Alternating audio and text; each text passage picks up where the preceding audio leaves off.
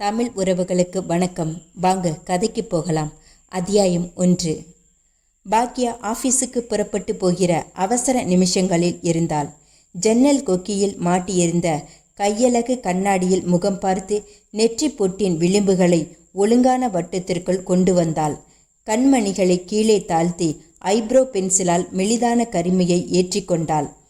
Plastic தொப்பியை கலற்றி உள்ளிருந்த லிப்ஸ்டிக்கை எடுத்து சதைப்பிடிப்பான உதடுகளோடு உறவாட விட்டாள். பாக்யாவிற்கு கிரீம் நிற உடம்பு, விஜயாவை ஞாபகப்படுத்தும் உடம்பு வாகு. எந்த நிற சேலையை கட்டினாலும் அதனோடு ஒன்றி போய் விடுகிற ஸ்பெஷாலிட்டி பாக்யாவின் உடம்புக்கு உண்டு. ஷில்பா பிக்மெண்ட்ஸ் கம்பெனியில் 1700 ரூபாய் சம்பளம் வாங்கும் பாக்யாவுக்கு அப்பா இல்லை. 50 வயதான அம்மா மட்டும். அம்மா கோகிலாம்பாள் ஒரு ஹார்ட் பேஷண்ட். தெருமுனையில் இருக்கும் சாமுண்டீஸ்வரி அம்மன் கோயிலுக்கு போய்விட்டு வருவதற்குள் ஏராளமாய் வியர்த்து பெருமூச்சு விடுவார்கள். பாக்யாவை ஒருத்தன் கையில் பிடிச்சு கொடுத்துட்டேன்னா நான் நிம்மதியாக கண்ணை மூடிடுவேன் என்று அக்கம் பக்கத்து வீட்டுக்காரரிடம் நாளொன்றுக்கு 4 தரம் சொல்லி கொண்டிருப்பவள். பாக்யா தன் மணிக்கட்டிலிருந்து HMT வாட்சை பார்த்து கொண்டே கண்ணாடியை விட்டு நகர்ந்தாள். சமையலறையை பார்த்து குரல் கொடுத்தாள். அம்மா, என்னடி? என்னோட டிஃபன் பாக்ஸ் ரெடியா? ஸ்டூல் மேலே வச்சிருக்கேன், எடுத்து பையில் வச்சுக்கோ. பாக்கியா, இன்னைக்கு என்ன சாதம்? தக்காளி. நேற்றும் தக்காளி சாதம், இன்னைக்கும் தக்காளி சாதமா? பாக்கியா சினுங்கி கொண்டே தரையை காலால் உதைத்தாள். ஏண்டி, சாப்பிட்டா என்ன? நேற்று வாங்கின தக்காளி இன்னைக்கு மீந்து போச்சு. அதை உபயோகப்படுத்தலன்னா சாக்கடையில தான் கொண்டு போய் கொட்டணும். உங்க அப்பா உயிரோடு இருந்த காலத்துல அவர் தினமும் காலையில பழையதுதான் சாப்பிட்டுட்டு வேலைக்கு போவார். நீ என்னடானா தக்காளி சாதத்தை பக்கனையா பண்ணி கொடுத்தாலும் வேண்டான்னு சொல்ற?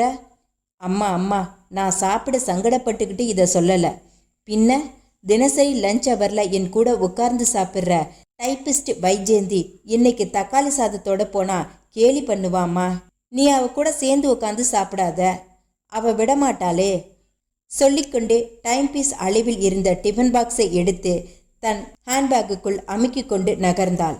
மறுபடியும் ஒரு தடவை கண்ணாடியில் முகம் பார்த்து வாசல் கதவோரமாய் வீட்டில் இருந்த ஸ்லிப்பர்களுக்குள் கால்களை நுழைத்து கொண்டாள். அம்மா, நான் வரேன். இன்னைக்கு வெள்ளிக்கிழமடி, சாயந்தரம் தண்டு மாரியம்மன் கோயிலுக்கு போகணும். ஆஃபீஸ்லேருந்து வர லேட் பண்ணிடாதே. டான்னு 5 மணிக்கு உன் முன்னாடி நிற்பேன், போதுமா? சொல்லிக்கொண்டே வாசற்படியில் இறங்கி தெருமுனையில் இருந்த பஸ் ஸ்டாப்பை நோக்கி வேகமாய் போனாள். மறுபடியும் மணிக்கட்டில் இருந்த வாட்சை பார்த்தாள். அது டிஜிட்டலில் 9:30 என்று ஒளிர்ந்தது. சரியாய் 9:30 மணிக்கு வர வேண்டிய பஸ் இந்த நேரம் வந்து கிளம்பியிருக்குமோ? அடுத்த பஸ்ஸில் ஏறினால் நார்த் கோயம்புத்தூர் ரயில்வே கேட்டில் அநியாயமாய் 15 நிமிஷத்துக்கு மாட்டிக்கொள்வோம். ஆஃபீஸிற்கு 5 நிமிஷம் லேட்டாக போனாலும் போதும், அந்த மேனேஜர் கிளம் உக்கரமாய் பார்க்கும். பஸ் ஸ்டாப்பை நெருங்கினாள். சொர்க்க கும்பல் பஸ்ஸுக்காக தவமிருந்தது. பொடி டப்பியை எடுத்து தன் ஆட்காட்டி விரலுக்கும் கட்டை விரலுக்கும் மத்தியில் கணிசமாய் காரப்பொடியை அள்ளி கொண்டு தன் பீரங்கி நாசிற்குள் நுழைக்க நேரம் பார்த்து கொண்டிருக்கும் ஒரு பெரியவர். பெரியாஸ்பத்திரிக்கு போக காத்திருக்கும் ஒரு ஜுரக்கிழவி. மராட்டியில் தன் 4 குழந்தைகளை அதட்டி கொண்டிருக்கும் ஒரு மார்வாடி பெண். ஸ்கூல் யூனிஃபார்மில் 3 தாவணிகள், முகத்தில் நிறைய பருக்களோடு ஒரு கல்லூரி பெண். அவர்களோடு போய் இணைந்து கொண்டாள் பாக்யா. அந்த காலேஜ் பெண்ணின் பக்கமாய் திரும்பி கேட்டாள். நம்பர் 7 போயிடுச்சா? இன்னும் இல்லை. அம்மாடி, தப்புச்சேன். ஆசுவாச பெருமூச்சு விட்டபடி ஷெல்டருக்குள் நுழைந்தாள். அடுத்த 2வது நிமிஷம் பஸ் ஒரு பெரிய ஜன கும்பலை தன் உடம்பு பூராவும் அப்ப வைத்து கொண்டு சிரமமாய் வந்து நின்றது. பாக்யா கும்பலை அறுத்து கொண்டு உள்ளே ஊடுருவி டிரைவருக்கு பின்பக்கமாய் காற்று சுலபமாய் முகத்தில் வந்து படும் இடத்தில் நின்று கொண்டாள். பஸ் நகர்ந்தது. நகரமாய் 10 நிமிஷ பயணம். சரியாய் 9:45க்கு ஆஃபீஸ் இருந்த தெருமுனையில் இறங்கி கொண்டாள். கக்கத்திலும் பின்னங்கழுத்திலும் சில்லென்று வியர்த்து போயிருக்க வேக வேகமாய் ஆஃபீஸை நோக்கி நடந்தாள். ஷில்பா பிக்மெண்ட்ஸ் கம்பெனி 4 மாடி கட்டடங்களோடு ஆரோக்கியமாய் வந்தது. வாசலில் காக்கி யூனிஃபார்ம் தரித்து விசுவாசமாய் குட் மார்னிங் போட்ட செக்யூரிட்டி கார்டுக்கு ஒரு புன்முறுவலை கொடுத்துவிட்டு உள்ளே போனாள். ரிசப்ஷன் அறைக்குள் நுழைந்து தன்னுடைய சீட்டை ஆக்கிரமித்து வினாடி மேஜையின் மேலிருந்த இன்டர்காம் தன் தொண்டையை கமறியது. ஹேண்ட்பேக்கை கலற்றி சரித்துவிட்டு ரிசீவரை எடுத்தாள். ஹலோ, குட் மார்னிங் மிஸ் பாக்கியா. நான் ஆபரேட்டர் குமார் பேசுகிறேன். Good morning mister Kumar. என்ன விஷயம்? 5 நிமிஷத்துக்கு முன்னாடி உங்களுக்கு ஒரு ஃபோன் கால் வந்திருந்தது. எனக்கா? யார்கிட்ட இருந்து? உங்கள் மதர்கிட்ட இருந்து. பாக்கியா ஆச்சரியமானாள். என்னோட மதர் ஃபோன் பண்ணியிருந்தாங்களா? இப்போ தானே வீட்டிலேருந்து வரேன். மதர் ஏதாவது சொன்னாங்களா? சரியா 10 மணிக்கு மறுபடியும் ஃபோன் பண்ணுறதா சொல்லியிருக்காங்க. ஃபோன் வந்ததும் உங்களை கூப்பிடுறேன். தேங்க்யூ சொல்லி ரிசீவரை கவிழ்த்து விட்டு வாட்சை பார்த்தாள் பாக்யா. மணி 9:50. வீட்டை விட்டு புறப்பட்ட இந்த 20 நிமிஷத்திற்குள் அம்மா எதற்காக ஃபோன் பண்ணியிருப்பாள்? அம்மா இப்படி ஃபோன் பண்ணுவது இதுதான் முதல் தடவை. யோசித்து கொண்டே நாற்காலியில் உட்கார்ந்து விசிட்டர்ஸ் புக்கை பிரித்து வைத்து கொண்டாள். வருகிற ஸ்டாஃப்களுக்கு குட் மார்னிங் சொன்னாள்.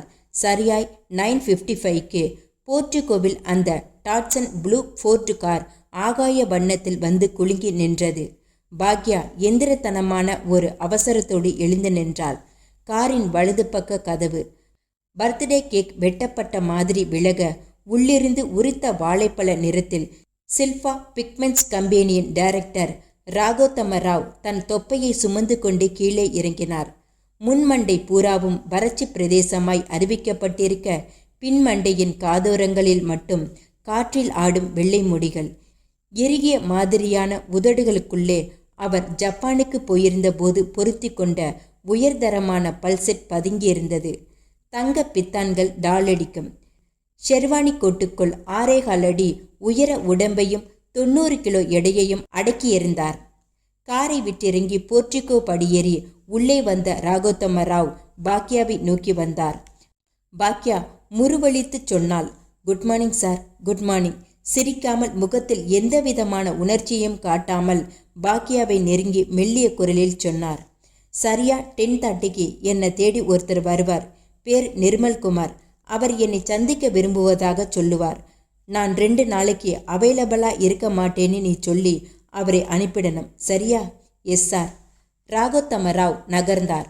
அவர் போகிற வரைக்கும் அவரையே பார்த்து கொண்டிருந்து விட்டு நாற்காலிக்கு சாய்ந்த பாக்கியாவை இன்டர்காம் மறுபடியும் உசுப்பியது. அம்மாவாகத்தான் இருக்க வேண்டும். ரிசீவரை எடுத்தாள். ஹலோ.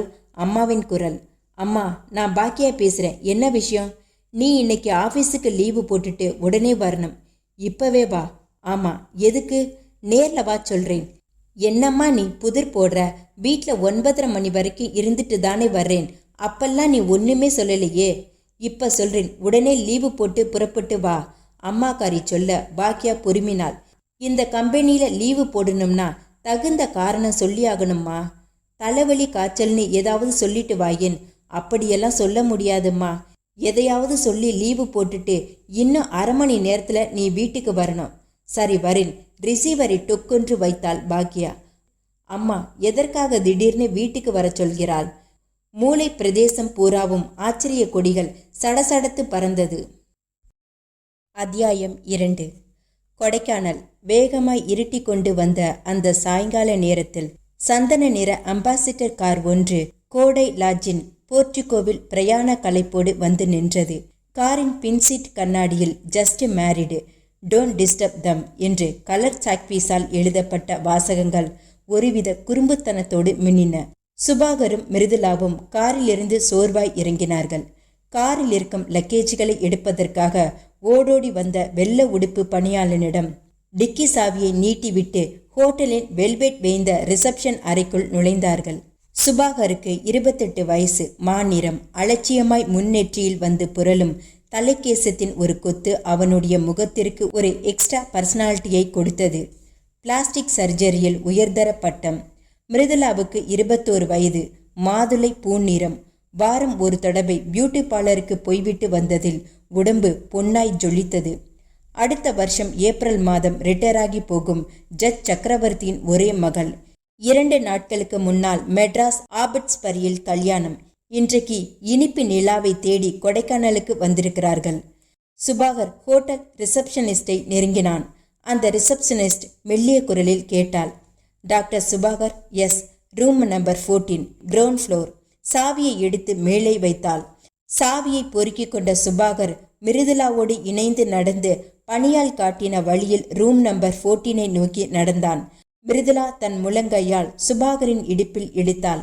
அவன் அவளை ஏறிட்டான். என்ன மிருதுலா, ஹோட்டல் எதிர்பார்த்ததை விட ரொம்ப அமர்க்கலமா இருக்கு. உங்க அப்பா செலக்ஷன் ஆச்சே, சோட போகுமா? சுபாகர் சிரித்து கொண்டே அறைக்கதவை திறந்து உள்ளே நுழைந்தான். டியூப்லைட் வெளிச்சத்தில் அறை ரம்யமாய் இருந்தது. கிரீன் கம்பிகளில் பொருத்தப்பட்ட கண்ணாடி கதவுகளை பூ போட்ட காட்டன் அடைக்காத்தன. சிமெண்ட் நிற உள்ளான் போர்வையால் பொருத்தப்பட்ட ஃபோம் மெத்தைகள் புஷ்டியாய் தெரிந்தன.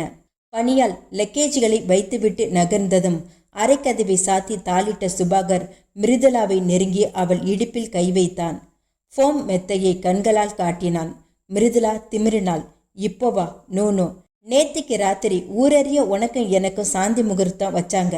நீ முதல் ராத்திரிய வேண்டாம்னு சொல்லிட்ட. இப்ப கொடைக்கானல் வந்தாச்சு. இங்க வந்ததும் ஊஹூங்கிற எப்படி? கார்ல வந்த டயர்ட், தலைப்புறாவும் மண்ணு தூசி. இப்படியே பெட்ல போய் படுத்தா முடியுமா? சரி வா குளிக்கலாம். நான் எதுக்கு? நீங்க போய் முதல்ல குளிச்சிட்டு வாங்க, அப்புறம் நான் போறேன். 2 பேரும் சேர்ந்து குளிச்சா என்னவாம்? நோ, முதல்ல நீங்க குளிங்க. கணவனை பிடித்து பாத்ரூமை நோக்கி தள்ளினாள் மிருதுலா. சோப்பு டவல் என்னோட ட்ரெஸ் எல்லாம் நான் கொண்டு வர்றேன், நீங்க போங்க. மிருதுலா சொல்ல பாத்ரூமுக்குள் நுழைந்தான் சுபாகர். டவல், சோப்பு, பனியன், ஜட்டி எல்லாமே மிருதுலா மூலமாய் ஜாக்கிரதையாய் உள்ளே போக 15 நிமிஷம் செலவழித்து குளித்துவிட்டு வந்தான் சுபாகர்.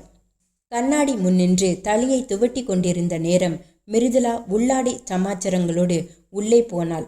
அவள் பாத்ரூம் கதவை தாளிட்டு கொண்ட அதே நேரம் வெளியே அறையின் கதவு மெலிதாய் தட்டப்பட்டது.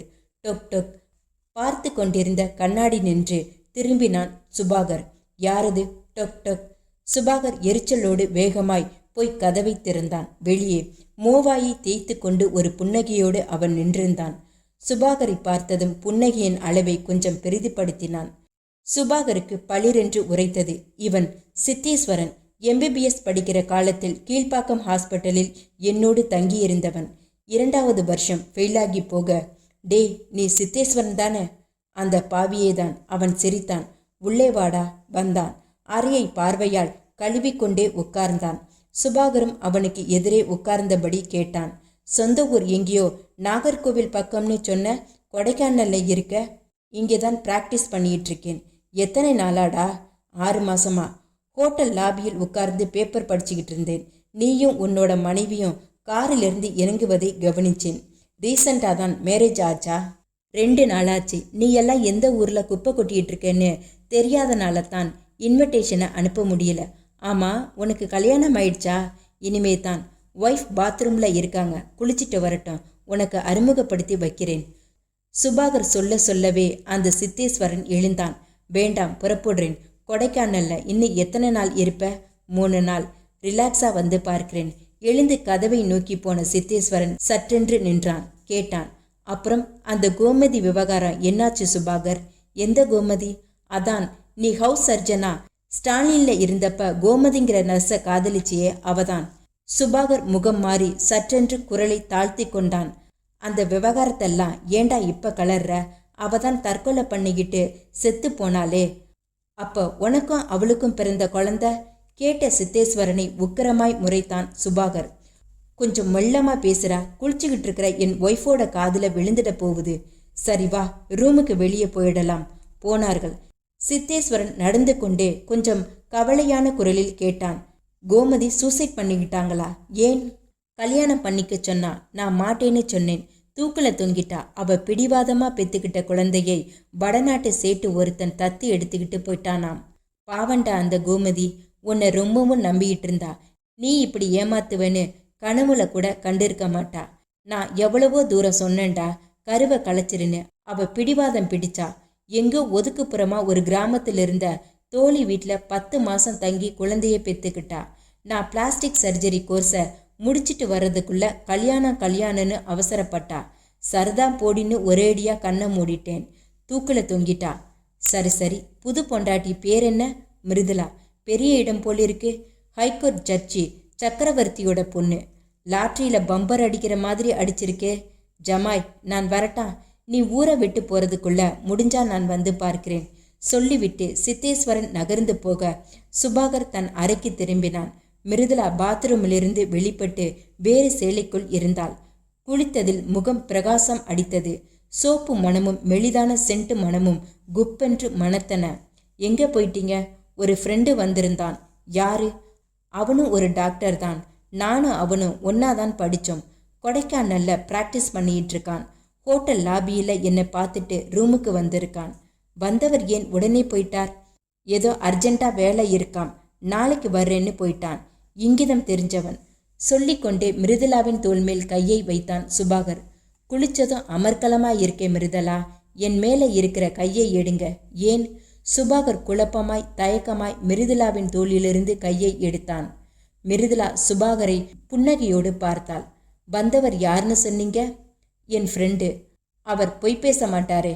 மிருதுலா, நீ பேசுறது என்னான்னு எனக்கு புரியல. புரியும்படியா பேசிட்டுங்களா?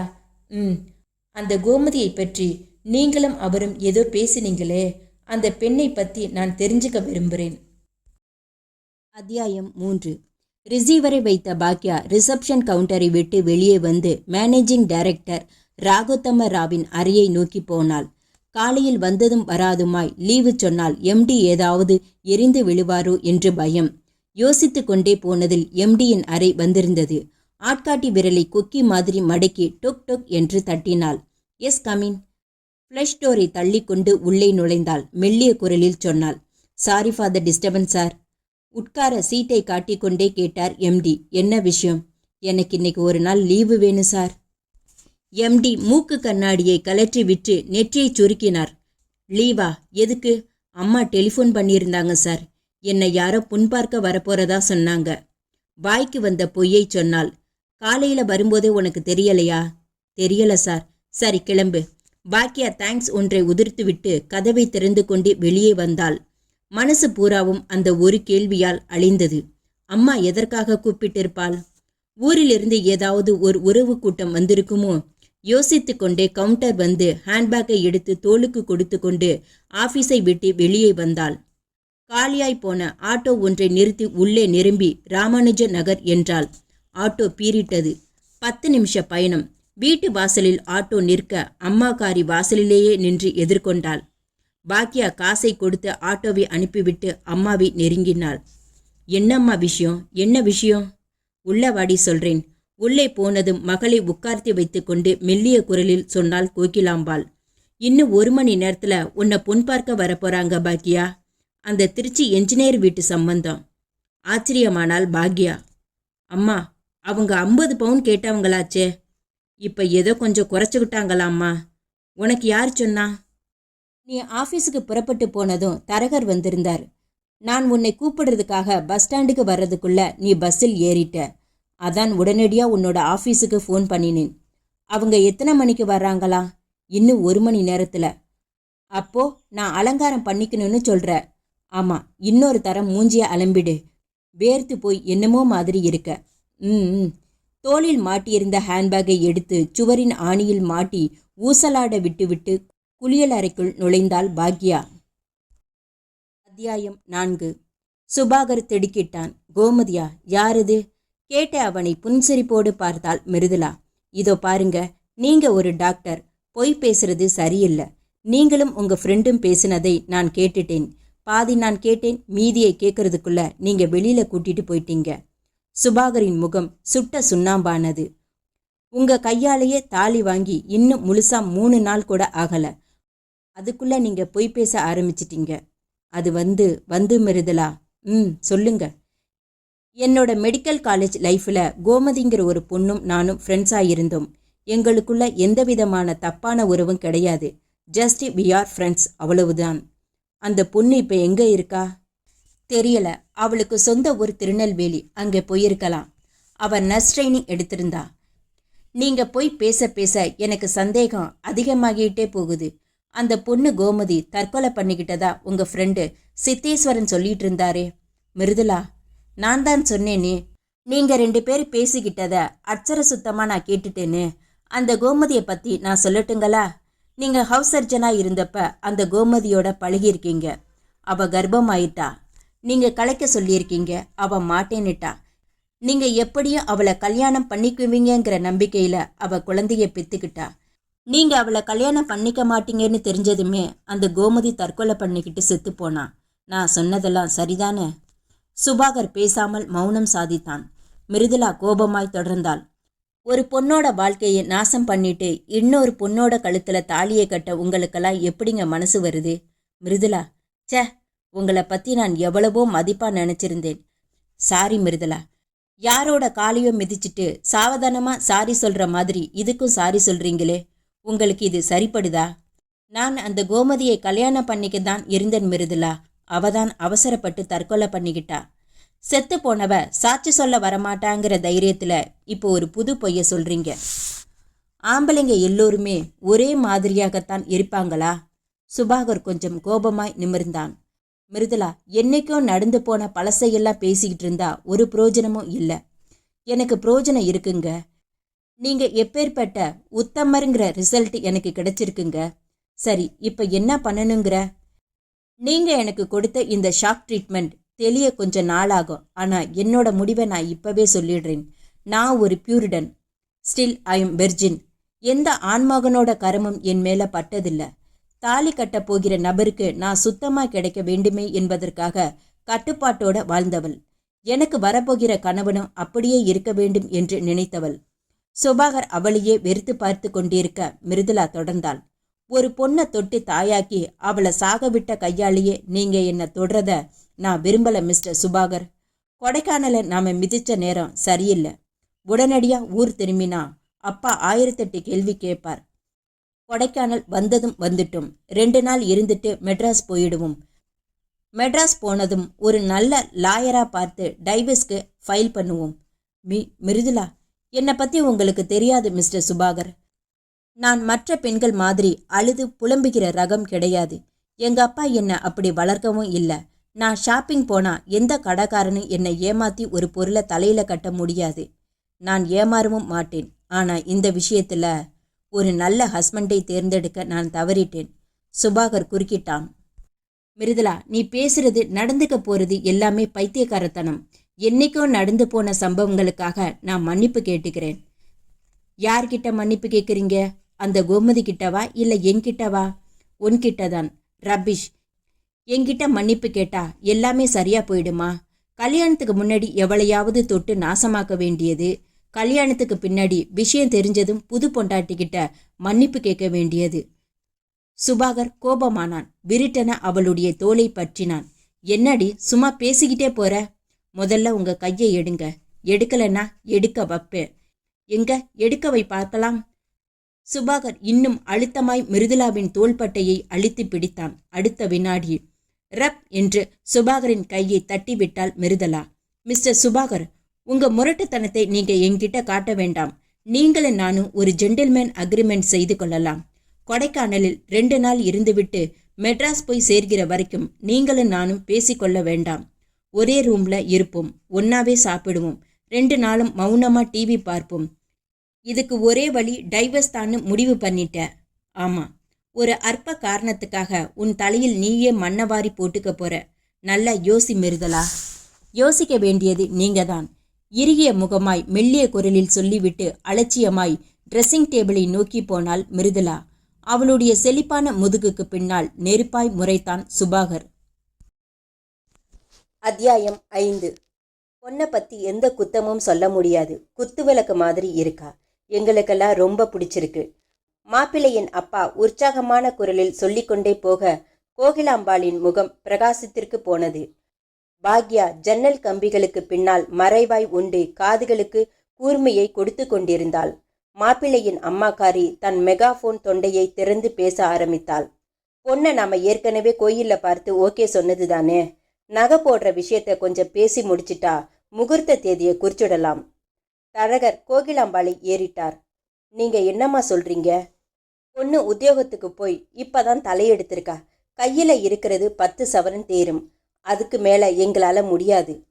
ஒரு பொண்ணு தானே, கடனோ உடனோ வாங்கி பண்ண வேண்டியது தானே. எல்லாரும் கையில பணத்தை வச்சுக்கிட்டா பொண்ணுக்கும் பையனுக்கும் கல்யாணம் பண்றாங்க. மாப்பிள்ளையின் அப்பா சொன்னார்.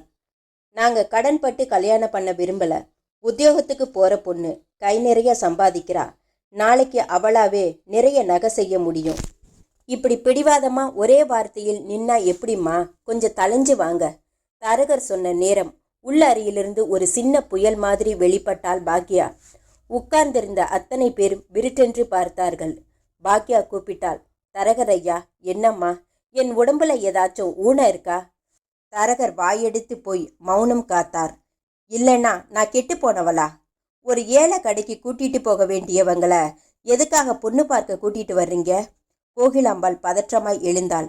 டி பாக்கியா, நீ சும்மா இருமா. பெண்ணை பார்க்காம பொண்ணை தேடுற இவங்க வீட்டுக்கு நான் மருமகளா போனா ஒரு நாள் கூட என்னால வாழ்க்கை நடத்த முடியாது.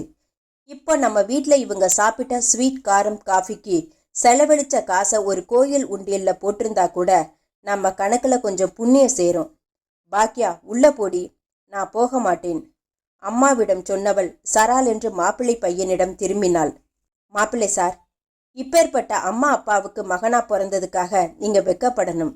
ஒரு பொண்ணை கல்யாணம் பண்ணிக்கிட்டு உங்க சம்பாத்தியத்துல அந்த பொண்ணுக்கு நகை பண்ணி போட முடியாதா? மாப்பிள்ளை பையன் முகம் சிவந்து போய் தன் அப்பா அம்மாவை பார்த்தான். அவர்கள் உட்கார்ந்திருந்த நாற்காலியை விட்டு எழுந்தார்கள். ஒரு பொண்ணுக்கு இந்த வாய் கூடாது. உங்களுக்கு இவ்வளவு பேராசை கூடாது. பாக்யா, நீ சும்மா இருமா. நான் விரட்டல நாளைக்கு இன்னொரு இடத்துக்கு பெண் கேட்க போனா 10 பவுன் குறைஞ்சது கேட்கணும். மாப்பிள்ளையின் அம்மாக்காரி முனகினாள். பெரிய ராங்கிக்காரி போலிருக்கு. உங்களை மாதிரியான பொம்பளைங்களுக்கு நான் ராங்கிக்காரி தான். உங்க பையனை கூட்டிக்கிட்டு போய் பொள்ளாச்சி சந்தையில நிறுத்தி 50 பவுன் 50 பவுன்னு ஏலம் போடுங்க. வழியில போற கிராக்கி ஏதாவது மாட்டும். பாக்யா, வீறிட்ட அம்மாக்காரி கோகிலாம்பாள் நெஞ்சை பற்றி கொண்டு சுவரோரமாய் சுருண்டு விழுந்தாள். அத்தியாயம் 6. கொடைக்கானலுக்கு வெளியே குளிர் உச்சபட்சத்தில் இருந்தாலும் படுக்கையில் புரண்டு கொண்டிருந்த சுபாகரின் மனசில் அனல் அடித்து கொண்டிருந்தது. இரவு 11 மணி. மிருதுளா என்னை விவாகரத்து செய்ய போகிற விஷயம் எவ்வளவு பெரிய அவமானம். ஊர் பூராவும் விஷயம் பரவி கோர்ட்டில் வக்கீல் கேட்கும் கேள்விகளுக்கெல்லாம் பதில் சொல்லி சே. சுபாகர் திரும்பி படுத்தான். கொடைக்கானலுக்கு வந்து இன்றோடு 3வது நாள். தீர்மானமான பிடிவாதத்தோடு கட்டிலை சுவரோரமாய் தள்ளி போட்டுக்கொண்டு தூங்கும் மிருதுளாவை வெறிக்க பார்த்தான். உள்ளன் போர்வைக்குள் நிச்சலனமாக தூங்கும் மிருதுளாவின் அந்த மெத்தனம் அவனுக்குள் எரிச்சலை கிளப்பியது. மூளையின் ஒரு முக்கியமான செல் அவனுக்கு ஒரு யோசனையை சொல்லி கொடுத்தது. கொடைக்கானலிலிருந்து மிருதுளா உயிரோடு மெட்ராஸுக்கு போனால்தானே அந்த டைவர்ஸ் விவகாரம் விஸ்வரூபம் எடுக்கும்.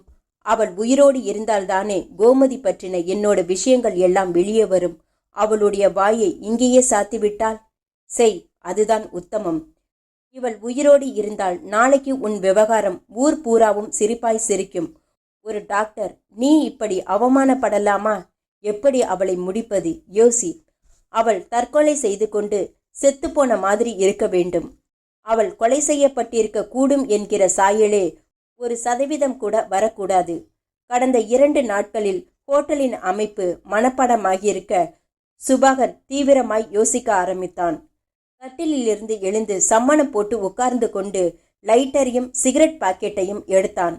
உதட்டில் சிகரெட்டை பொருத்தி அதற்கு தகன கிரியை நடத்தி கொண்டே தூங்குகிற மிருதுளாவை பார்த்தான். அவள் அயர்ந்து போய் தூங்கியது தெரிந்தது. பணக்கார பொட்ட நாய், பணம் இருக்கிற திமிரில் தானே உனக்கு புருஷன் வேண்டாம். உன்னை சுமங்கலியாகவே வழி அனுப்புகிறேன்.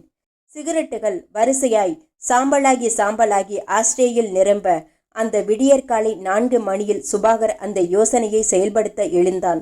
லேசாய் திறந்து கிடந்த ஜன்னல்களை சாத்தினான். கட்டிலுக்கு கீழே இருந்த சாக்ஸுகளை தன்னுடைய 2 கைகளுக்கும் உரையாய் மாட்டிக்கொண்டு மிருதுளாவை திரும்ப பார்த்தான். அத்தியாயம் 7. மேனேஜிங் டைரக்டர் ராகோத்தம ராவ் வழக்கமான தன் சாயந்தர நேர குளியலை முடித்து கொண்டு பாத்ரூமிலிருந்து வெளிப்பட்டு வெள்ளை நிற குருதாவுக்குள் செண்டு வாசனையோடு நிரம்பியிருந்தார். எதிரே பச்சை நிற ஷாம்பெயின் நிரம்பிய கண்ணாடி டம்ளர் டீப்பாயின் மேல் உட்கார்ந்திருந்தது. தலைக்கு மேலே மின்விசிறி சாவகாசமாய் சுழன்று கொண்டிருந்தது. ஷாம்பெயினை எடுத்து ஒரு வாய் சப்பியவர் அருகே இருந்த இன்டர்காம் குயிலாக கூவியதும் ரிசீவரை எடுத்து சட்டையில் தேய்த்து உதட்டுக்கு கொடுத்தார். எஸ் சார், நான் திவாகர் பேசுகிறேன். PA திவாகர் சொன்னான். சொல்லு, நம்ம லாயர் உங்க கூட பேசணுமாம். லைன்ல இருக்கார் சார். கனெக்ஷன் தரட்டுமா சார்? குடு. மறுபடியும் ஒரு வாய் ஷாம்பியனை சப்புவதற்குள் மறுமுனையில் லாயரின் குரல் அமர்க்களமாய் கேட்டது. வணக்கம் சார்.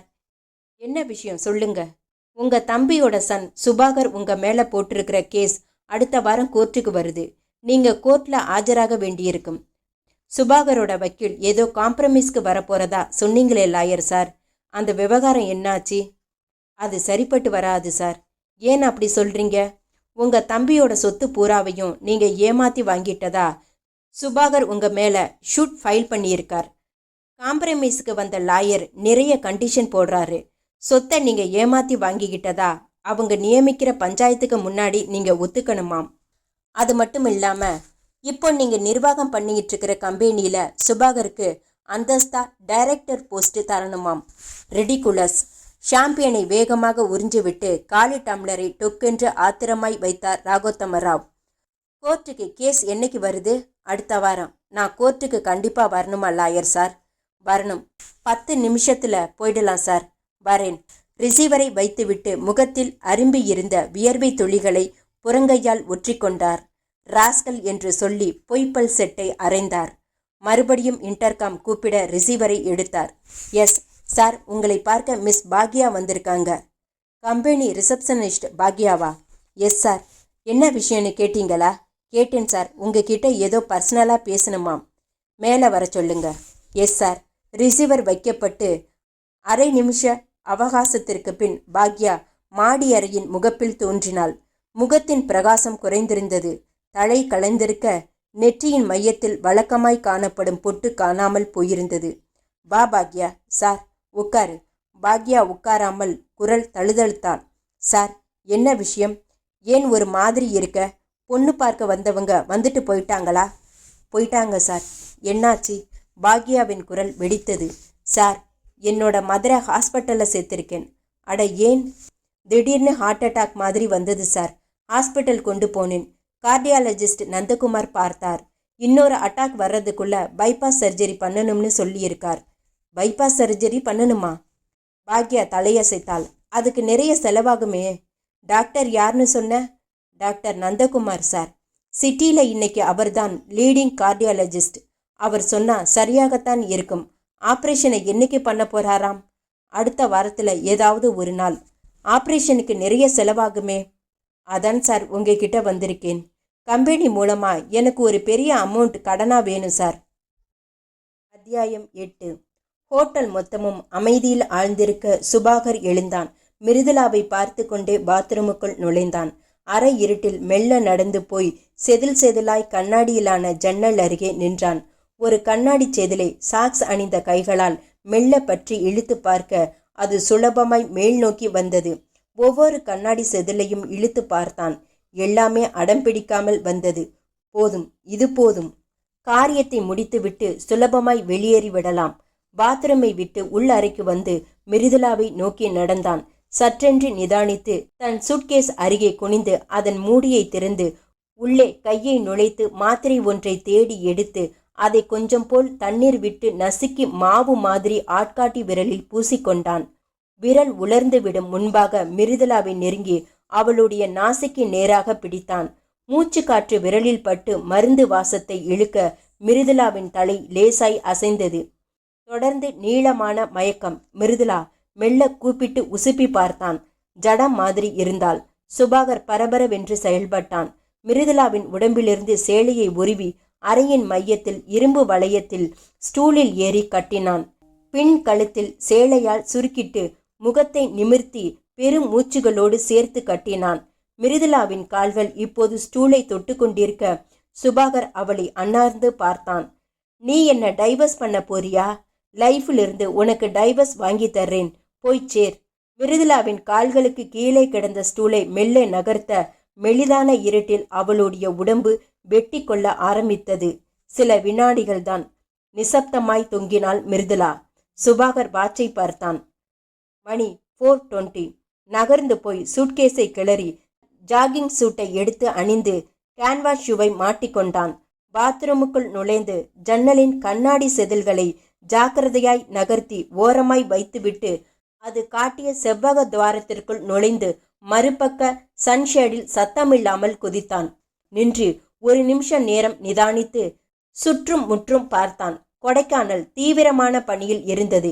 இருட்டு அதனோடு இழைந்து போயிருக்க எங்கும் நிசப்தம். மேல் மாடி அறையில் யாரோ இருமல் சத்தம் மட்டும் விட்டு விட்டு கேட்க சுபாகர் பதற்றமில்லாமல் அந்த கண்ணாடி செதில்களை எடுத்து சுவரில் பொருத்தி ஜன்னலுக்கு பழைய வடிவம் கொடுத்தான். பிறகு சன்ஷேடில் நடந்து அதன் கோடிக்கு போய் சுவரை பற்றி கொண்டு மேலே எம்பி அந்தரத்தில் சில வினாடி நேரம் ஊசலாடி வராந்தாவில் குதித்தான். ஜாக்கிரதைத்தனமான குதிப்பு. சப்புன்று கேன்வாஷ் அணிந்த பாதங்கள் தரையில் பதிந்து நின்றன. வராண்டாவில் இயல்பாய் நடந்து ரிசப்ஷன் அறைக்குள் நுழைந்தான். ரிசப்ஷன் அறை அரை இருட்டில் இருந்தது. ரிசப்ஷனிஸ்ட் கிளார்க் ஒருவன் அந்த நேரத்துக்கு எழுந்து லெட்ஜர் ஒன்றை பிரித்து வைத்து கொண்டிருந்தான். கழுத்தில் கனமான மப்ளர். சுபாகரை பார்த்ததும் 2 நாள் பழக்கத்தில் சிரித்தான். Good morning sir. எங்கே சார் கிளம்பிட்டீங்க? ஜாகிங்கா?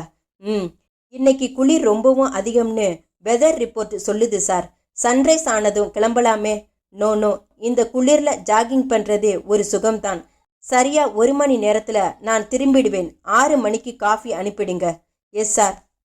சுபாகர் ஒரு போலியான உற்சாகத்தை உடம்பில் நிரப்பிக்கொண்டு ஹோட்டலின் போர்ட்டிகோ படிகளில் குதித்து போனான். உதடுகளில் விசிலை வழிய விட்டான். ஆனால் மனசுக்குள் துடுக் துடுக்கென்று இதயம் துடித்து கொண்டிருந்தது. போலீஸ் இதை கொலையென்று மோப்பம் பிடித்து விடுவார்களோ? மூளை ஓயாமல் சந்தேகம் கேட்டது. எப்படி பிடிக்க முடியும்? நிச்சயமாய் முடியாது. அறை உள்பக்கமாய் தாள் போடப்பட்டிருக்கிறது. நான் வெளியே ஜாகிங் புறப்பட்டு போன போது மிருதுலா எழுந்து தாள் போட்டிருக்க வேண்டும் என்றுதான் போலீஸ் நினைப்பார்கள். அப்படித்தான் நினைக்க முடியும். அதுவும் இல்லாமல் மிருதுலாவின் உடம்பில் உயிர் இருக்கும்போதே தூக்கில் தொங்க விட்டிருக்கிறேன். ஒரு தற்கொலைக்கு வேண்டிய சிம்டம்ஸ் தான் மிருதுலாவிடமிருந்து போலீஸுக்கு கிடைக்கும். போஸ்ட்மார்டம் ரிப்போர்ட்டும் அதை தான் சொல்லும். அவனுடைய உள்மனம் தைரியம் சொல்ல ஹோட்டலுக்கு வெளியே கொட்டியிருந்த இருட்டில் மெதுவாய் ஓட ஆரம்பித்தான் சுபாகர். ஜில்லென்ற பனியிலும் முகம் வியர்த்து போயிருந்தது. அத்தியாயம் 9. ராகோத்தம ராவ் புன்னகை பூத்தார். என்ன பாக்யா கேட்ட? கடனா? ஆமா சார். மாசம் எனக்கு தர்ற சேலரியில பாதி அமௌண்ட்டை டிக்டேட் பண்ணிக்கலாம் சார். கண்களில் நீர் மின்ன சொன்னாள் பாக்யா. அவர் மோவாயை தேய்த்து கொண்டே அவளிடம் கேட்டார். உன்னை பொன் பார்க்க வந்தாங்களே, அவங்க என்ன சொல்லிட்டு போனாங்க? நகை போடுற விஷயத்துல கல்யாண பேச்சு நின்றுடுச்சு சார். நான் மாப்பிள்ளை வீட்டுக்காரங்களை கொஞ்சம் கடுமையாக பேச போக அம்மாவுக்கு அந்த அதிர்ச்சியை தாள மாட்டாம ஹார்ட் அட்டாக் வந்துடுச்சு. ஸோ இப்போ கல்யாணம் நின்று போச்சு. ஆமாம் சார். உங்கள் அம்மாவுக்கு பைபாஸ் சர்ஜரி ஆப்ரேஷன் பண்ண எவ்வளவு செலவாகும்னு டாக்டர் சொன்னார்? 50,000 ரூபாய் வரைக்கும் செலவாகும்னு சொன்னார் சார். ஓகே பாக்யா, அந்த 50,000 நான் தர்றேன். கடனா இல்லை, என்னோட அன்பளிப்பா. சார். நோ, அதுக்குள்ள உணர்ச்சி வசப்பட்டு என் காலில் விழுந்து நன்றி சொல்லிடாத பாக்யா. நான் தரப்போகிற பணத்துக்கு பிரதி உபகாரமா நீ ஒன்று பண்ணணும். என்ன சார்? என்னை கல்யாணம் பண்ணிக்கணும் சொல்லிவிட்டு அவர் பொய்ப்பல் காட்டி சிரித்தார். சார், என்கிட்டேருந்து நீ இந்த வார்த்தையை எதிர்பார்த்திருக்க மாட்ட இல்லையா பாக்யா? பாக்யா உறைந்து போய் நின்றிருந்தாள். அவர் தொடர்ந்தார். எனக்கு வயசாச்சுன்னு பார்க்கிறியா? உடம்புக்குத்தான் இந்த வயசு, மனசுக்கு கிடையாது. என்னோட முதல் மனைவி இறந்தப்போ எனக்கு வயசு 40. 2வது மனைவி இறந்தப்போ 52. உன்னை ஆஃபீஸில் பார்க்கும்போதெல்லாம் என்னோட 3வது கல்யாணத்தை பற்றி யோசனை எழும். உன்கிட்ட இதை பற்றி பேச எனக்கு தயக்கமாக இருந்தது. பாக்யா பேச திணறினாள். சார் நானா? ஒன்றும் அவசரம் இல்லை பாக்யா, நல்ல யோசனை பண்ணு. அது உன்னோட கல்யாண விஷயம். நான் ஒன்றும் உன்னை கட்டாயப்படுத்தலை. உனக்கு பிரியம் இருந்தா எனக்கு கழுத்தை நீட்டலாம். கண்களில் அவசரமாய் நீர் கோர்த்தாள் பாக்யா. சார், நீங்க இப்படி சொல்லுவீங்கன்னு நீ கொஞ்சமும் எதிர்பார்க்கல. அப்படி தானே சொல்ல போற? எதிர்பாராத சம்பவங்கள் நடக்கிறது தான் வாழ்க்கை. நான் இன்னைக்கே வேணும்னாலும் உங்க அம்மாவோட ஆப்ரேஷனுக்கு தேவையான பணத்தை தர்றேன். ஆனா அடுத்த வாரமே நம்ம கல்யாணம் நடக்கணும். என்ன சொல்றா? பாக்யா எதுவும் பேச தோன்றாமல் அவரையே பார்த்தாள். அத்தியாயம் 10. சுபாகர் ஜாகிங் முடித்து கொண்டு லாட்ஜை நெருங்கிய போது நேரம் 6:05. கொடைக்கானல் புலரும் தருவாயில் இருந்தது. யூக்லிப்டஸ் மரங்களுக்கு பின்னால் வானம் பிளேடால் கீறின மாதிரி இருந்தது. பச்சை வர்க்கங்கள் அழகுகளை திறக்க ஆரம்பித்திருந்தன. ஹோட்டல் ரிசப்ஷனில் சொற்ப கூட்டம் தெரிய லாபியில் நுழைந்த சுபாகர் ரிசப்ஷனிஸ்ட் கிளர்க்கை பார்த்து புன்னகைத்தான். ரூமுக்கு காஃபி அனுப்பிட்டீங்களா? நீங்க ரூமுக்கு போங்க சார், 5 நிமிஷத்துல அனுப்பி வச்சிடுறேன். Sorry for the delay. சீக்கிரமா சார், என்னோட ஒய்ஃபுக்கு மார்னிங் ஹவர்ஸில் 6 மணிக்குள்ள காஃபி குடிச்சாகணும். இல்லைன்னா தலைவலி வந்துடும். உங்க பின்னாடியே காஃபியை அனுப்பி வச்சிடுறேன் சார். தேங்க்யூ. சுபாகர் விசிலடித்து கொண்டே தன்னுடைய அறையை நோக்கி போனான். மனசுக்குள் பயம் உதைத்து கொள்ள கதவை தட்டினான். டொக் டொக். கூடவே காலிங் பெல்லையும் அழுத்தினான். ட்ர் டொக் டொக். மிருதுலா மிருதுலா. வேண்டுமென்றே குரலை எக்கி கூப்பிட்டான் சுபாகர். மற்றவர்களின் கவனத்தை கவர்ந்தாக வேண்டுமே. டொக் டொக். கதவின் மேல் பலமான தட்டு. இர். காலிங் பெல்லின் தலையின் மேல் ஆவேசமான அழுத்து. மிருதுலா மிருதுலா. தொண்டையிலிருந்து பீரிடும் குரல். என்ன சார், அம்மா அசந்து தூங்குறாங்களா? லாட்ஜ் பையன் காஃபி டம்ளர்கள் ஏந்தி ட்ரேயோடு வந்தான். கத்தி கத்தி தொண்டையே போச்சு. நீயும் கொஞ்சம் தட்டு. பையன் தட்டினான். அம்மா அம்மா. மறுபடியும் காலிங் பெல்லின் அலறல் சத்தம். என்ன சார் இது? அம்மா பாத்ரூம்ல போய் உட்கார்ந்துட்டாங்களா? அப்படி இருந்தாலும் சத்தம் கேட்குமே. சொன்ன சுபாகர் தன் குரலின் மொத்த பலத்தையும் திரட்டி கொண்டு கத்தினான். மிருதுலா மிருதுலா. ரிசப்ஷனில் இருந்தவர்கள் ஒவ்வொருத்தராய் நடந்து வந்து சுபாகரை எட்டி பார்த்தார்கள். கிளர்க்கு ஓடி வந்தார். என்ன சார் ப்ராப்ளம்? 15 நிமிஷமா கதவு தட்டுறோம். உள்ள இருந்து எந்த விதமான சத்தமும் வரல சார். என்னோட ஒய்ஃப் அசந்து தூங்குற ரகமில்ல சார். குளிச்சிட்டு இருப்பாங்களோ? இவ்வளவு நேரமாவா? ஒரு ஸ்டூல் போட்டு வெண்டிலேட்டர் வழியா ஏறி பார்க்குறீங்களா சார்? கிளார்க் சொல்ல தலையாட்டினான் சுபாகர். காஃபி பையன் ஓடிப்போய் ஸ்டூலை கொண்டு வந்து சுவரோரமாய் போட சுபாகர் ஸ்டூலின் மேல் ஏறி வெண்டிலேட்டரின் கம்பிகளை பற்றி கொண்டு உள்ளே எட்டி பார்த்தான். அவன் தொங்கவிட்ட நிலையிலேயே இன்னமும் மிருதுலா லேசாய் ஊசலாடி கொண்டிருக்க சுபாகர் தன் முகத்திற்கு ஒரு தற்காலிக அதிர்ச்சியை கொண்டு வந்து மிருதுலா என்று வீறிட்டு ஸ்டூலிலிருந்து சாய்ந்தான். அவசர அவசரமாய் அங்கே ஒரு பதற்ற நிலை உருவாக ஆரம்பித்தது. ஹோட்டல் கிளர்க் அதே ஸ்டூலில் ஏறி உள்ளே பார்த்துவிட்டு போலீஸுக்கு ஃபோன் செய்ய டெலிஃபோனை நோக்கி ஓடினான். அத்தியாயம் 11. ஹாஸ்பிட்டல். மயக்கமாய் கிடக்கும் கோகிலாம்பாளையே கண்களில் நீர் மின்ன பார்த்து கொண்டிருந்த பாக்யா தனக்கு பின்னால் எழுந்த காலடி சத்தம் கேட்டு திரும்பினாள். அந்த இளைஞன் கதவோரமாய் நின்றிருந்தான். களையான முகம். எக்ஸ்கியூஸ் மீ, நான் உள்ளே வரலாமா? பாக்யா கட்டிலிலிருந்து எழுந்து குழப்பமாய் அவனையே பார்த்தாள். பார்வையிலேயே யார் நீங்க என்று கேட்டாள். என் பேர் திவாகர், ராகோத்தம ராவுக்கு பர்சனல் அசிஸ்டன்ட். நான் வேலைக்கு சேர்ந்து 10 நாள் தான் ஆகுது. ஓ, நீங்க தானா அது? ஆஃபீஸில் பேசிக்கிட்டாங்க, உள்ளே வாங்க. கண்களில் இருந்து நீரை புடவை தலைப்பால் ஒற்றிக்கொண்டே அவனை வரவேற்றாள். நாற்காலியை இழுத்து போட்டாள். திவாகர் உள்ளே வந்தான். உங்க மதருக்கு இப்ப எப்படி இருக்கு? கொண்டு வந்து சேர்த்ததிலிருந்து மயக்கமாகவே இருக்காங்க. ஒரு இம்ப்ரூவ்மெண்ட்டும் இல்லை. கண்களில் நீர் மறுபடியும் குபுக்கென்று மின்னியது. திவாகர் கட்டிலை நெருங்கி கோகிலாம்பாளை ஒரு நிமிஷம் பார்த்துவிட்டு பாக்யாவை நெருங்கி கேட்டான். உங்க மதருக்கு பைபாஸ் சர்ஜரி அவசியம்னு டாக்டர் சொல்லியிருக்காரா? அவள் வியப்போடு அவனை பார்த்தாள். அவன் தொடர்ந்தான். எனக்கு எல்லாமே தெரியும் மிஸ் பாக்யா. நீங்களும் எம்டியும் பேசிக்கிட்டு இருந்ததை நான் கேட்டேன். உங்க மதர் உயிர் பிழைச்சி நடமாடணும்னா நீங்க உங்க வாழ்க்கையை அவர்கிட்ட பணைய வைக்கணும், அப்படிதானே? பாக்யா தலையசைத்தாள். திவாகர் கேட்டான். இந்த விஷயத்துல நான் உங்களுக்கு உதவலாமா? எம்டிக்கு நான் பிஏன்னு மட்டும் நினைச்சிடாதீங்க. அவரோட 2வது மனைவியா இருந்து 1 வருஷத்துக்கு முன் செத்து போன பத்மாவதியோட தம்பி நான். ஸோ எம்டியை பற்றி உங்களுக்கு தெரிஞ்சதை காட்டிலும் எனக்கு கொஞ்சம் அதிகமாகவே தெரியும். இது வரைக்கும் வெளியே யாருக்கும் தெரியாத ஒரு உண்மையை உங்ககிட்ட மட்டும் சொல்ல போறேன்.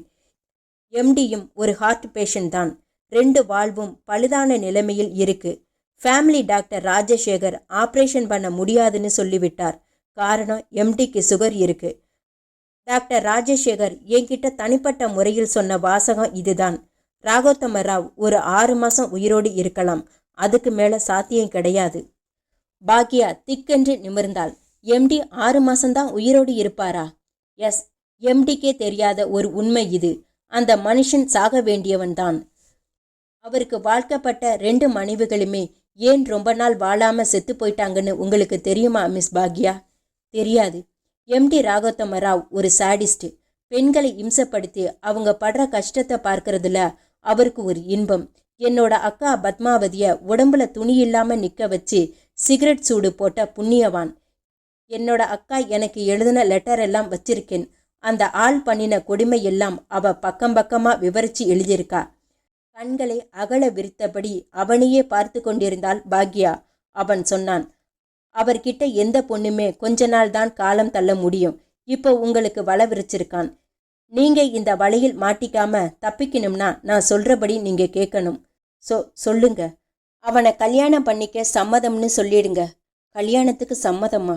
உங்க அம்மாவுக்கு ஆபரேஷன் நடந்து நல்லபடியா ஆன பின்னாடி தான் ஒரு கண்டிஷனை போடுங்க.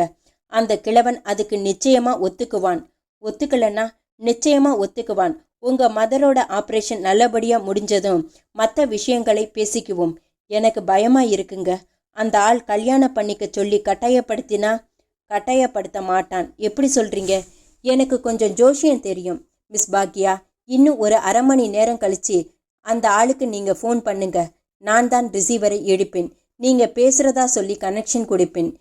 நீங்க அந்த ஆளை கல்யாணம் பண்ணிக்க சம்மதம்னு சொல்லி ஆபரேஷனை உடனடியா நடத்த சொல்லுங்க. பாக்யா குழப்பமாய் தலையாட்டினாள். நீங்க கொஞ்சம் துணிச்சலான பொண்ணுன்னு கேள்விப்பட்டிருக்கிறேன். இந்த விவகாரத்தை நீங்க மனம் தளராம ஹேண்டில் பண்ணணும். பக்க துணைக்கு நான் இருக்கேன். தேங்க்யூ. அத்தியாயம் 12. கொடைக்கானலின் அந்த விடியற்காலை நேரத்தில் லாட்ஜ் பதற்றமாய் இருந்தது. போலீஸ் ஜிப் ஒன்று போர்ட்டிகோவில் புதைந்து போயிருக்க காக்கி யூனிஃபார்ம்கள் பரவலாய் தெரிந்தன. ஹோட்டல் ரிசப்ஷனிஸ்ட் இளைஞன் முகத்தில் பேஸ்ட் அடித்திருந்தான். ரூம் கேட்டு வந்தவர்கள் அங்கே நடக்கிற கலவரத்தை பார்த்ததும் சொல்லாமல் கொள்ளாமல் வேறு லாட்ஜுகளை நோக்கி நடந்தார்கள். அறையில் மிருதுலா கீழே இறக்கப்பட்டு நெடுக கிடத்தப்பட்டிருந்தாள். அருகே தலையில் கை வைத்து அதிகபட்ச சோகத்தை முகத்துக்கு கொடுத்து மடங்கி போய் உட்கார்ந்திருந்தான் சுபாகர். பக்கத்தில் அந்த இன்ஸ்பெக்டர். நீங்க வெளியில ஜாகிங் புறப்பட்டு போன போது மணி எவ்வளவு இருக்கும்? 4:30. நீங்க வெளியே போகும்போது கதவை தாழ்பால் போட்டுக்க சொன்னீங்களா? ஆமா. நீங்க ஜாகிங் முடிஞ்சு வரும்போது மணி எவ்வளவு? 6 மணி இருக்கும் சார். நீங்க கொடைக்கானலுக்கு வந்து 3 நாளாச்சுன்னு சொன்னீங்க. வந்ததிலிருந்து உங்களுக்கும் உங்க மனைவிக்கும் ஏதாவது சண்டையா? சுபாகர் வேண்டுமென்றே தயக்கம் காட்டினான். சொல்லுங்க மிஸ்டர் சுபாகர். மிஸ்டர் இன்ஸ்பெக்டர், உங்ககிட்ட கொஞ்சம் தனியா பேசணும். பேப்பர்ல நியூஸ் வராம பார்த்துக்கணும். அப்படி வாங்க. ஹாலின் ஓரமாய் கூட்டிக் கொண்டு போனார். சுவருக்கு கையை முட்டு கொடுத்தபடி சொல்லுங்க என்றார். இன்ஸ்பெக்டர், எனக்கும் மிருதுலாவுக்கும் கல்யாணமாகி இன்னும் 5 நாள் கூட ஆகல. கல்யாணம் முடிஞ்ச அன்னைக்கே சாந்தி முகூர்த்தம் வச்சாங்க. மிருதுலாவை நான் நெருங்கிய போது அவளுக்கு செக்ஸ் அலர்ஜி இருக்கிறத புரிஞ்சுக்கிட்டேன். என் கை அவ மேல பட்ட போதெல்லாம் அவ என் மேல சீறி விழுந்தா. எங்கேயாவது வெளியூர் போய் ஹனிமூனை வச்சுக்கலாம்னு அவளை வெளியில கூட்டிக்கிட்டு வந்தேன். ஒரு கணவனுக்கும் மனைவிக்கும் மத்தியில செக்ஸுங்கிறது ஒரு அருவருப்பான விஷயம் இல்லைன்னு சொல்லி பார்த்தேன். ஆனா அவ கேட்குற மாதிரி தெரியல. ஒவ்வொரு ராத்திரியும் நான் அவளை தொட முயற்சிக்கும் போதெல்லாம் கத்தி ரகலை பண்ணுவா. நீங்க என்னை தொட்டா நான் தூக்குல தொங்கிடுவேன்னு பயமுறுத்தினா. அந்த சமயத்துல அவ சொன்னதை நான் அலட்சியமா எடுத்துக்கிட்டேன். ஆனா இன்னைக்கு அவ நிஜமாவே தூக்குல தொங்கிட்டா சார். சுபாகர் அல நிரம்பவும் சிரமப்பட்டான். உங்க ஒய்ஃப் படிச்சவங்க தானே? ஆமா சார். ஒரு படிச்ச பொண்ணு செக்ஸை ஏன் அருவருப்பா நினைக்கணும்? அதான் தெரியல. உங்க கல்யாணம் காதல் கல்யாணமா? இல்ல சார், வீட்டில் பார்த்து பண்ணின கல்யாணம். ஜட்ஜ் சக்கரவர்த்தியோட ஒரே டாட்டர். கல்யாணம் பண்ணிக்கவே மாட்டேன்னு சொல்லிட்டு இருந்த பொண்ணை எனக்கு கல்யாணம் பண்ணி வச்சுட்டாங்க. வீட்டுக்கு தகவல் கொடுத்துட்டீங்களா? கொடுத்தாச்சு சார். இன்ஸ்பெக்டர் கீழே கிடத்தப்பட்டிருந்த மிருதுலாவிடம் வந்தார். சேலை கழுத்தை இறுக்கியதில் நாக்கு லேசாய் வெளித்தள்ளியிருந்தது. வலது கண்ணில் பிதுக்கம் தெரிந்தது. கடை வாயோரம் நுரை எச்சிலும் கொஞ்சமாய் இரத்தமும் உறைந்து போயிருந்தது. அவள் அருகே உட்கார்ந்து பார்வையால் புரட்டி பார்த்து கொண்டிருந்த சப் இன்ஸ்பெக்டர் ஒருவர் இன்ஸ்பெக்டரை பார்த்ததும் எழுந்தார். இன்ஸ்பெக்டர் கேட்டார், என்ன மகேஸ்வரன், பாடி என்ன சொல்லுது?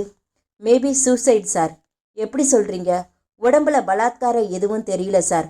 உடம்புல ஒரு நகைக்கீரல் கூட இல்ல. மர்டரா இருந்தா வாயில சலவையா செக் ரியாக்ஷன் இருந்திருக்காது. ரூம்ல வித்தியாசமா ஏதாவது கிடைச்சுதா? Nothing sir. பாடியை போஸ்ட்மார்ட்டம் அனுப்பி ரிப்போர்ட்டை உடனே வாங்குங்க மகேஸ்வரன். மர்டரா சூசைடான்னு தெரிஞ்ச பின்னாடி தான் கேஸை நகர்த்த முடியும். Yes sir. மிருதுலா போஸ்ட்மார்ட்டம் போக தயாரானாள். அத்தியாயம் 13. ராகோத்தம ராவ் இருந்த அறைக்குள் மெதுவாய் நுழைந்தாள் பாக்யா. அந்த அறை அவருடைய பிரத்யேக அறை. அவர் மட்டுமே தனித்து இருக்கக்கூடிய ஜில்லுப்பான ஏசி அறை. பாக்யா உள்ளே நுழைந்த வினாடி ராகோத்தம ராவ் தான் பார்த்து கொண்டிருந்த ஒரு அப்பட்டமான ஆங்கில படத்தை அணைத்தார். பா பாக்யா. வணக்கம் சார். இன்னும் 1 வாரம் 10 நாள்ல எனக்கு ஒய்ஃபா வரப்போற. இந்த வணக்கம் எல்லாம் எதுக்கு? அவள் பேசாமல் இருந்தாள். அவர் தொடர்ந்து சொன்னார், நீ ஃபோன் பண்ணி விஷயத்த சொன்னதும் என்னால நம்ப முடியல. நிஜமாவே நீ என்ன கல்யாணம் பண்ணிக்க சம்மதிக்கிறியா? என்னோட அம்மாவுக்காக. நல்ல பாலிசி. நான் உன்னை இப்ப எதுக்காக கூப்பிட்டேன்னு தெரியுமா பாக்யா? தெரியாது. என்பது போல் தலையாட்டினாள். ராகோத்தம ராவ் தன் அருகே இருந்த மேஜை டிராயரின் இழுப்பை திறந்து ஒரு செக் புக்கை எடுத்தார். அதில் ஃபில்லப் செய்திருந்த ஒரு தாளை கிழித்து அவள் முன்னால் நீட்டினார். ஆப்ரேஷனை பண்ண முதல் தவணையா 50,000 ரூபாய் செக் எழுதியிருக்கேன். பணம் இன்னும் வேண்டியிருந்தா எனக்கு தகவல் கொடு. Thank you sir. செக்கை வாங்கி கொண்டாள். நகர முயன்றவளை நிறுத்தினார். ஒரு நிமிஷம் நின்றாள். உன்னோட அம்மாவுக்கு பைபாஸ் சர்ஜரி ஆப்ரேஷன் முடிஞ்சு உடம்பு குணமானதும் நீ இந்த கல்யாணத்துக்கு மாட்டேன்னு சொல்ல மாட்டியே? அந்த மாதிரியான நன்றி கொன்ற புத்தி எனக்கு கிடையாது சார். நீங்க செஞ்ச உதவிக்கு அவள் மேற்கொன்று பேசும் முன் அரைக்கதவு தட்டப்பட்டது. மெல்லிதான இம்சைப்படுத்தாத தட்டல். தட் தட். எஸ். ராகோத்தம ராவ் குரல் கொடுக்க கதவை திறந்து கொண்டு திவாகர் எட்டி பார்த்தான். உடம்புக்கு பவ்யத்தை கொடுத்து உள்ளே நுழைந்தான். Sorry for the disturbance sir. என்ன திவாகர், நீங்க இன்ஜெக்ஷன் எடுத்துக்க வேண்டிய டைம் சார். இன்டர்காம் ஒர்க் பண்ணல, அதான் சொல்லிட்டு போகலான்னு வந்தேன். ராகோத்தம ராவ் பாக்யாவிடம் திரும்பினார். நீ போ பாக்யா, செக் பத்திரம். உங்க அம்மாவுக்கு ஆப்ரேஷன் முடிஞ்சதும் எனக்கு தகவல் கொடு. நான் வந்து பார்க்கிறேன். ஆபீஸுக்கு லீவு போட்டுடு. தலையாட்டி கொண்டே நகர்ந்தாள் பாக்யா. திவாகர் ராகோத்தம ராவுக்கு அருகில் போய் நின்றான். மெடிசின் எடுத்து வைக்கட்டுமா சார்? திவாகர் அருகே இருந்த ஸ்டீல் அலமாரியை திறந்து ஊசி சிரிஞ்சியையும் இன்சுலின் ஆம்பிஃபுல் பாட்டிலையும் எடுத்து வைத்தான். ராகோத்தம ராவ் தனக்குத்தானே ஊசி போட்டுக்கொள்ளும் ஆயத்தங்களில் இருக்க திவாகர் கேட்டான். சார், எனக்கு 2 நாள் லீவு வேண்டும். எதுக்கு? மதுரையில் ஒரு ஃப்ரெண்டோட மேரேஜ். அவர் கோபமாய் நிமிர்ந்தார். கல்யாணம், கருமாதி, இதுக்கெல்லாம் லீவு எடுக்கக்கூடாதுன்னு சொல்லிதானே உன்னை வேலைக்கு எடுத்துக்கிட்டேன். நீ என்னோட சொந்தக்காரங்கிற உரிமையெல்லாம் காட்டிக்கிட்டு லீவு கேட்கக்கூடாது. லாயர்கிட்ட போனியா? சாயந்தரம் போனேன் சார். அந்த சுபாகர் கேஸை பற்றி என்ன சொல்கிறார்?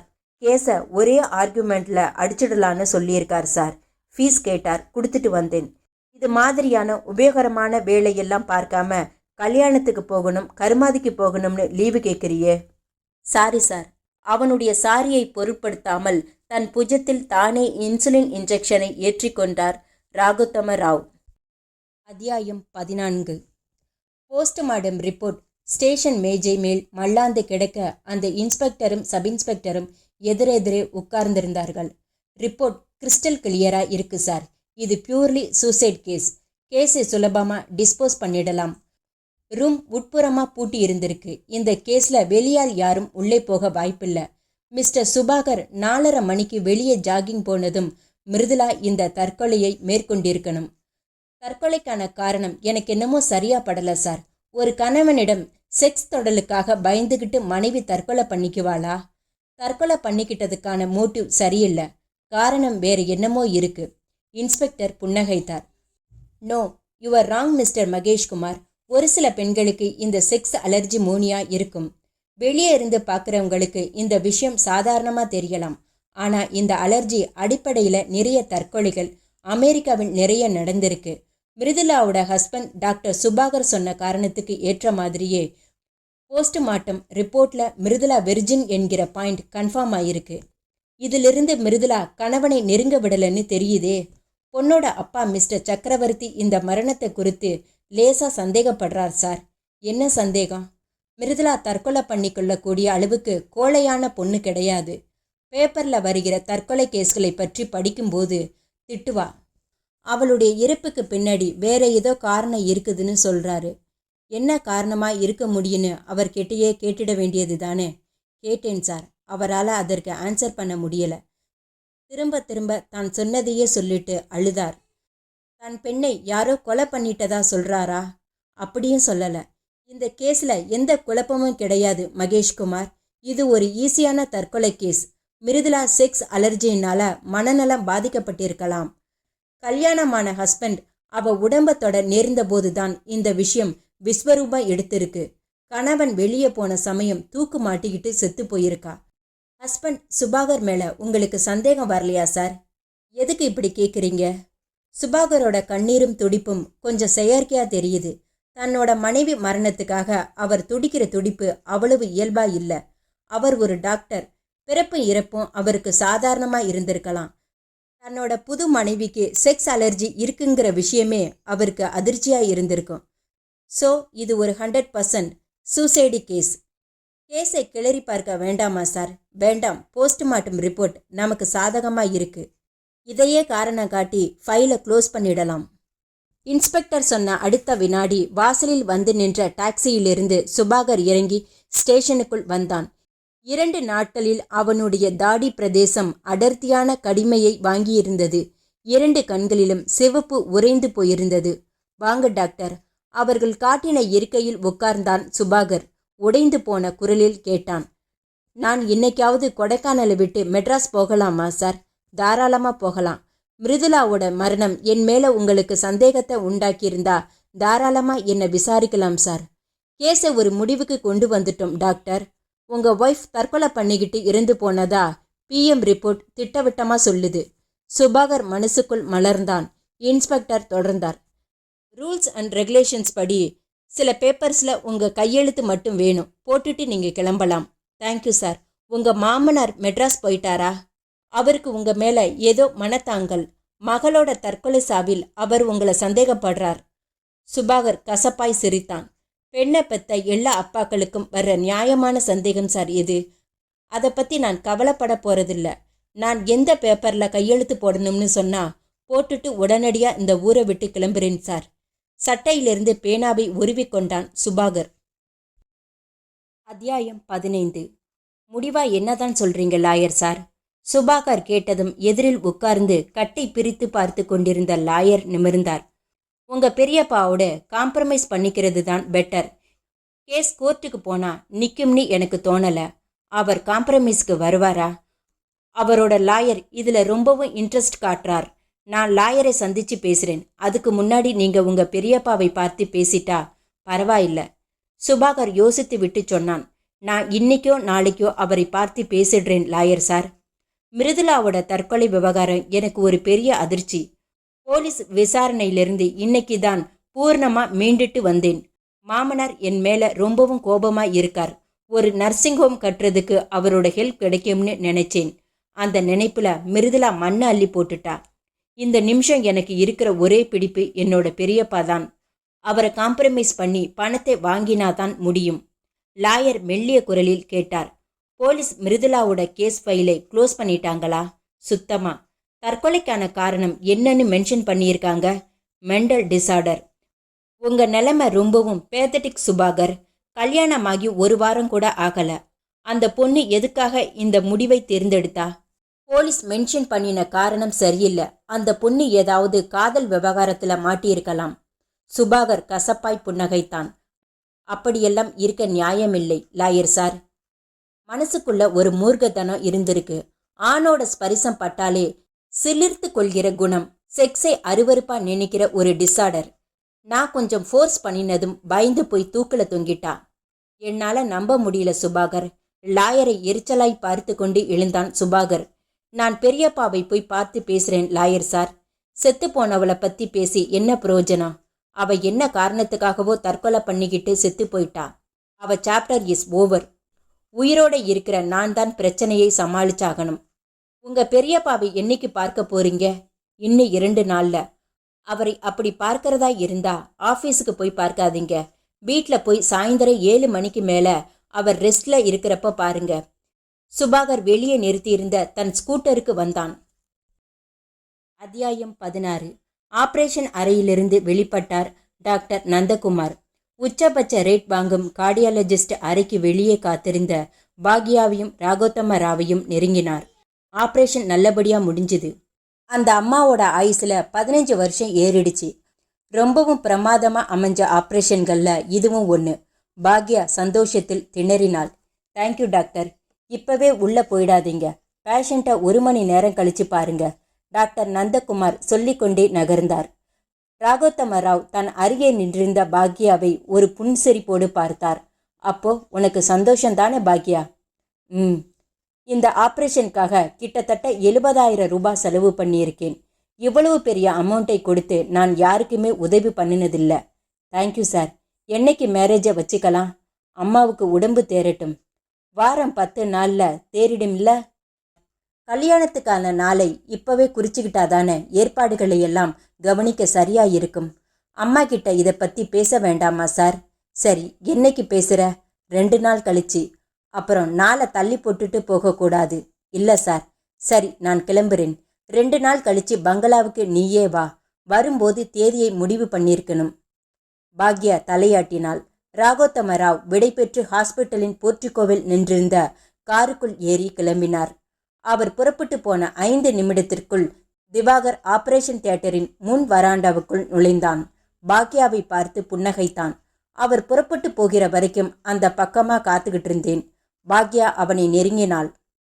நீங்க வந்து ரொம்ப நேரமாச்சா? 15 நிமிஷம் இருக்கும். ஆபரேஷன் நல்லபடியா முடிஞ்சுது. இப்பதான் டாக்டர் சொல்லிட்டு போறார். அப்போ இனிமே பிரச்சனை இல்லை. பிரச்சனை இல்லையா? இனிமேதான் பிரச்சனை ஆரம்பம் மிஸ்டர் திவாகர். ஆபரேஷன் சக்சஸ்னு டாக்டர் சொன்னதுமே எம்டி கல்யாணத்துக்கான நாள் குறிக்க ஆரம்பிச்சிட்டார். திவாகர் சிரித்தான். நடக்காத கல்யாணத்துக்கு நாள் குறிச்சு என்ன பிரயோஜனம்? அவர் இந்த விஷயத்துல ரொம்பவும் தீவிரமா இருக்கார் திவாகர். என்ன தீவிரம் காட்டினாலும் கல்யாணம் நடக்க போறதில்ல. நீங்க எந்த கவலையும் படாம ஹாயா இருங்க பாக்யா. திவாகர், நீங்க பேசுறது எனக்கு புரியல. உங்களுக்கு புரியாம இருக்கிற வரைக்கும் தான் நல்லது. பை த பை, இன்னொரு விஷயம் உங்ககிட்ட சொல்ல மறந்துட்டேன். என்ன? நான் வேலையை ராஜினாமா பண்ணிட்டேன். பாக்யா ஆச்சரியமானாள். ஏன்? அவர்கிட்ட வேலை செய்ய எனக்கு பிடிக்கல. வேற கண்ட்ரியில வேலைக்காக ட்ரை பண்ணிட்டு இருந்தேன். 2 நாளைக்கு முன்னாடி தான் அந்த வேலைக்கான அதிகாரப்பூர்வமான அப்பாயின்மெண்ட் ஆர்டர் கைக்கு கிடைச்சிது. எம்டி கிட்ட சொல்லிட்டீங்களா? சொல்லிட்டேன். சொன்னதும் ஒரு நிமிஷம் திகச்சு போய் என்னையே பார்த்தார். அப்புறம் அவ்வளவு தூரம் போய் வேலை பார்த்துதான் ஆகணுமான்னு கேட்டார். நான் ஆமான்னு சொன்னேன். அவர் சரி போயிட்டு வான்ட்டாரு. பாக்யா அவனையே பார்த்தாள். என்ன பாக்யா பார்க்குறீங்க? எனக்கு உதவி செய்கிறதா சொல்லிட்டு நடுவில் ஜகா வாங்கிட்டு போறீங்களே, இது நியாயமா? எம்டியோட கல்யாண விஷயத்தை தானே சொல்கிறீங்க? ஆமாம். அவர் உங்களை கல்யாணம் பண்ணிக்க மாட்டார், அதுக்கு நான் கேரண்டி. எப்படி சொல்கிறீங்க? ஒரு நம்பிக்கையில் சொல்கிறேன். நான் நாளைக்கு காலையில் பம்பாய் போய் அங்கிருந்து ஏஜெண்ட் ஒருத்தர் மூலமாக ஃப்ளைட்டில் ஏமன் போகிறேன். போய் சேர்ந்ததும் லெட்டர் போடுறேன். எனக்கு அடிக்கடி லெட்டர் போடணும் திவாகர். உள்ளே அம்மாவை பார்க்க போகலாமா? கொஞ்ச நேரம் கழிச்சு தான் டாக்டர் உள்ளே போக சொல்லியிருக்கார். அப்படி உட்காருவோமா? வெள்ளை பெயிண்ட் அடித்த நீளமான பெஞ்சை காட்டினாள் பாக்யா. இருவரும் அதை நோக்கி போனார்கள். அத்தியாயம் 17. மறுநாள் இரவு 8 மணி. ராகோத்தம ராவ் ரிசீவரில் சொல்லி கொண்டிருந்தார். லாயர் சார், நீங்க சிரமத்தை பார்க்காம ஒரு நிமிஷம் இங்க வந்துட்டு போங்களேன். அந்த சுபாகரோட லாயர் காம்ப்ரமைஸுக்கு வந்துள்ளார். எப்படி பேசணுங்கிறத நான் உங்களுக்கு சொல்லித்தரேன். அதுபடி நீங்க பேசிக்கிங்க. இப்பவே வாங்களேன், நான் ஃப்ரீயாகத்தான் இருக்கேன். திவாகரா? அவன் வேலையை விட்டு நின்னுட்டான். ஏதோ வேற கண்ட்ரியில வேலை கிடைச்சிருக்கான். சொல்லிட்டு கிளம்பிட்டான். ஒளியிறான் கழுதை. விடுங்க, வாங்க, உங்களுக்கு தான் வெயிட் பண்றேன். ரிசீவரை வைத்துவிட்டு நிமிர்ந்தார் ராகோத்தம ராவ். அதே வினாடி அரைக்கதவு தட்டப்பட்டது. டொக் டொக். யாரது? வேலையால் கண்ணுராஜ் எட்டி பார்த்தான். ஆஜனு பாகுவானபடி ராகோத்தம ராவின் பாடிகார்ட். என்னடா? உங்க தம்பி மகன் சுபாகர் வந்திருக்கார் சார். உங்களை பார்க்கணுமாம். கீழே ஹால்ல காத்துக்கிட்டு இருக்கார். அட, ஆச்சரியப்பட்டவர் வர சொல்லி என்றார். அவன் நகர போகிறவனை மறுபடியும் நிறுத்தினார். டேய் சார், அந்த அலமாரியை திறந்து இன்ஜெக்ஷன் போடுகிற ஊசியையும் மருந்தையும் என் பக்கத்துல எடுத்து வச்சிட்டு போ. அவன் உள்ளே வந்து அலமாரியை திறந்து இன்சுலின் மருந்து பாட்டிலையும் சிரஞ்சு ஊசி எல்லாவற்றையும் டீப்பாயின் மேல் எடுத்து வைத்துவிட்டு போனான். சரியாய் அரை நிமிஷம் கழித்து சுபாகர் மேலே வந்தான். வாடா ராகோத்தம ராவ் இன்சுலின் பாட்டிலை கையில் எடுத்து உருட்டி கொண்டே புன்னகையோடு வரவேற்றார். சுபாகர் பேசாமல் வந்து உட்கார்ந்தான். அவர் தொடர்ந்து கேட்டார். விஷயம் கேள்விப்பட்டேன். கல்யாணமான 3வது நாளே பொண்டாட்டிக்காரு தற்கொலை பண்ணிக்கிட்டாலாமே. நல்ல பசையான இடம், ஒரே பொண்ணு. நீ அதிர்ஷ்டக்காரன்னு நான் நினைச்சேன். இப்பதான் தெரியுது நீ துரதிர்ஷ்டக்கட்டன்னு. பெரியப்பா, என்னாச்சுடா? நான் கேஸை வாபஸ் வாங்குகிறேன். நீங்க பார்த்து எப்படி செட்டில் பண்ணினாலும் ஒத்துக்கிறேன். நான் சீக்கிரமா கிளினிக் ஒன்று கட்டணும். இல்லைனா நான் படிச்ச படிப்புக்கு மதிப்பில்லாம போயிடும். இந்த புத்தி என் மேல கேஸ் போடுறதுக்கு முந்தி இருந்திருக்கணும். பரவாயில்ல, நம்ம லாயர் இப்போ வந்துடுவார். வந்ததும் பேசி ஒரு முடிவுக்கு வரலாம். ஏதாவது சாப்பிடுறியா? வேண்டாம் பெரியப்பா. அட, வராதவன் வந்திருக்க, ஏதாவது கூலா சாப்பிடு. சொல்லிவிட்டு இன்டர்காமின் ரிசீவரை எடுத்து மெல்லிய குரலில் ஒரு லெமன் ஜூஸ் என்றார். சுபாகர் அப்போதுதான் அந்த டீப்பாயின் மேலிருந்த சிரிஞ்சியையும் இன்சுலின் மருந்து பாட்டிலையும் பார்த்தான். என்ன பெரியப்பா இது? இன்சுலின் இன்ஜெக்ஷன் போடுறதுக்காக எடுத்து வச்சேன். நீங்களே போட்டுக்குவீங்களா?